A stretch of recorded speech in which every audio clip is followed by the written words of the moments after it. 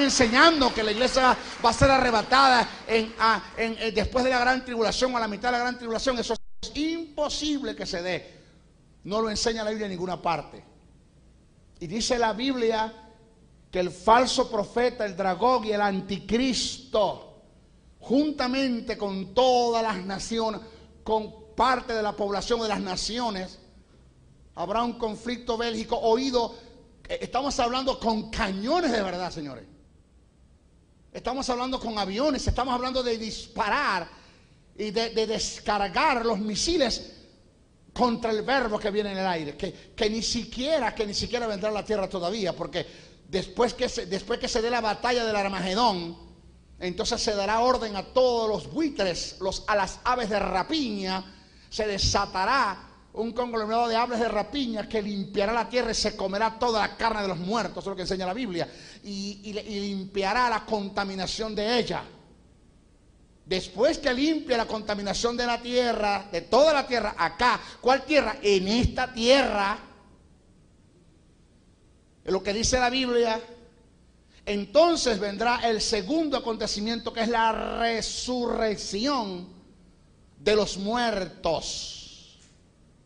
Para que después de la resurrección de los muertos se dé el juicio de las naciones, para que después del juicio de las naciones se dé el milenio, que es la teocracia, para que después de la teocracia se dé otra batalla que es definitiva, y después de esta batalla entonces viene la eternidad. Y en todo eso vamos a pasar nosotros vamos a formar parte de todos esos eventos, de todos esos acontecimientos. Vamos a ser los protagonistas. Vamos a estar involucrados en esto. Y eso se lo digo para los que hoy no se quieren involucrar en la iglesia. Para los que hoy no quieren ni siquiera aportar para el reino. ¿Tú crees que Dios pueda darte una gran responsabilidad? Señor, estamos hablando claro, chicos. Por eso es que no hay tiempo para estar perdiendo el tiempo. No hay tiempo para estar descarriados, jugando al pecado. Cuando tantas cosas hermosas y cosas, hermanos, de gran responsabilidad, hermanos, que Dios nos va a dar a nosotros para que nosotros ejerzamos en esos tiempos. En el futuro, apocalípticamente hablando, nosotros vamos a ser los protagonistas, hermanos. Y que hoy no queremos hacer nada. ¿Qué tú crees que Dios te va a poner allá? ¡Aló! Fuerte, esto es duro.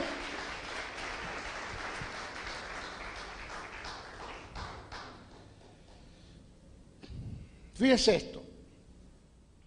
Después de esta batalla se dará la segunda resurrección. Váyame siguiendo, porque vamos a leer, vamos a la Biblia.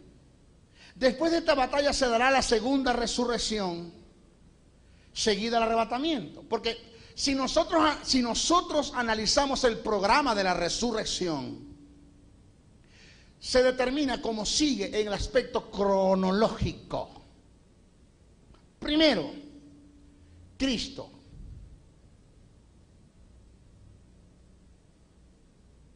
Segundo, ayúdenme que se me olvida predicar.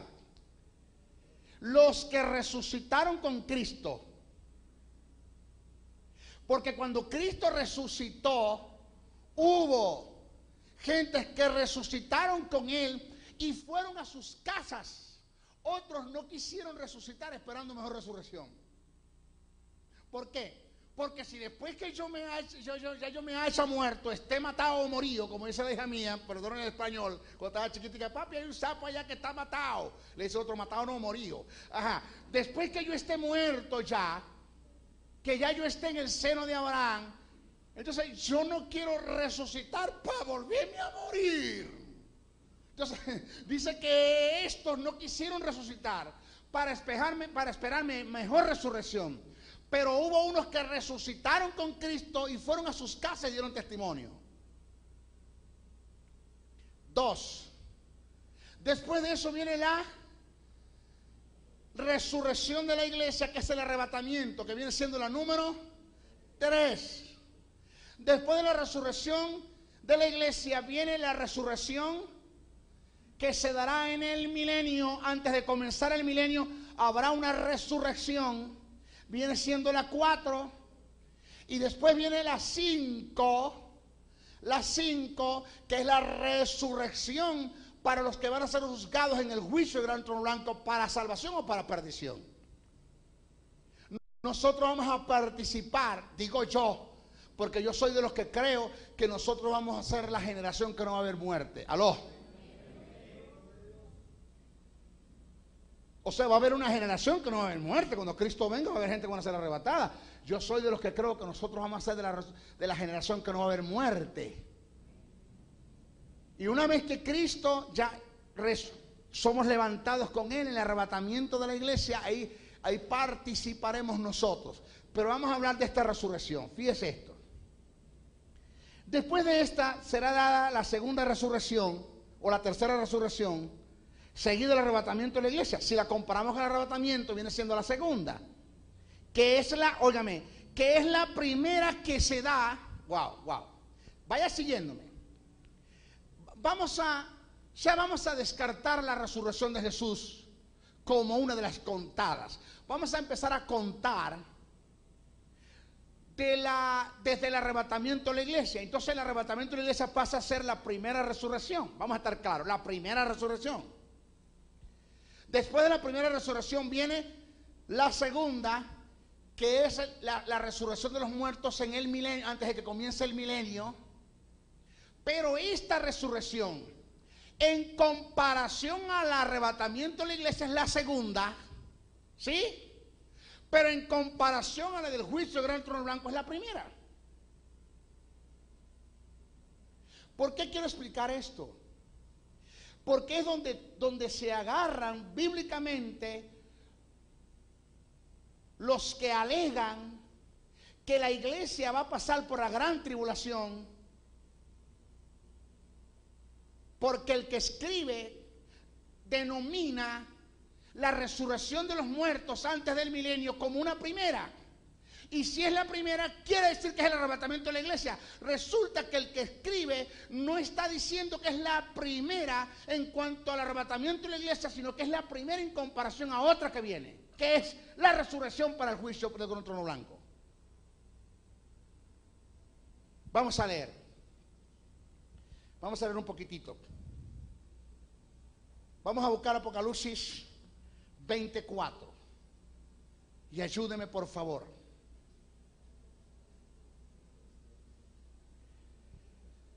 Apocalipsis 24. Y vi tronos, y se sentaron sobre ellos los que recibieron facultad de juzgar, y vi las almas de los decapitados por causa del testimonio de Jesús y por la palabra de Dios. Esta palabra de Dios viene siendo la predicación del evangelio del reino. Porque óigame bien que por ahí me llamaron falso maestro, me llamaron hereje, por la razón de que yo dije que en la gran tribulación se predicará el evangelio del reino, no el evangelio de la cruz. Jesús dijo, y será predicado este evangelio del reino, y el término este indica que hay otro. ¿Cuál es el otro? El de la cruz.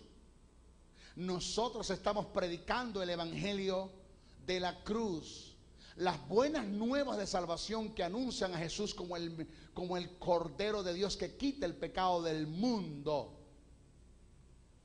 El evangelio del reino, que es lo dicho en Mateo 24, que Mateo 24 no tiene nada absolutamente que ver con la iglesia, sino es el programa de Dios con Israel.